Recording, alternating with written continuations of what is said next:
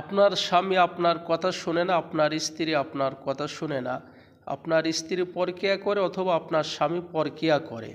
এখন এই কুকর্ম থেকে, খারাপ পথ থেকে কিভাবে হেফাজত করবেন, আপনার স্বামীকে কিভাবে বাধ্য করবেন অথবা আপনার স্ত্রীকে কিভাবে আপনি বাধ্য করবেন, অতি সহজে, কোনো জাদু মন্ত্র টোনা কিছুই নাই, অতি সহজে আমার স্ক্রিনের ভিতরে যে একটা দেখতে পাচ্ছেন একটা লেখা নকশা, এই যে দেখেন কি লেখা আছে, পাগল হয়ে ছুটে ভালোবাসার তাবিজ।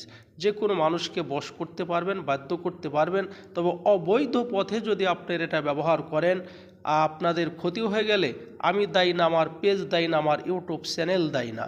সেজন্য আপনারা খারাপ পথ থেকে সতর্ক থাকবেন, বৈধ পথে ব্যবহার করবেন, ভালো পথে ব্যবহার করবেন। এবার আসেন, এটা যাকে বাধ্য করবেন তার পুরাতন কাপড় নিয়ে আপনার এই নকশাটা লেখে, তার মা বাবার নাম লেখে, আপনার মা বাবার নাম লেখে, আপনি কাপড়টা আগুনে জ্বালিয়ে পুড়িয়ে সারকার করে দিবেন, ভস্ম করে দিবেন। আপনি যাকে বাধ্য করবেন সে আপনার ডাকে সাড়া দিবে, আপনার বাধ্য হয়ে যাবে। যারা পারবেন না, স্ক্রিনে ফোন নাম্বার দেওয়া থাকবে, যোগাযোগ করবেন।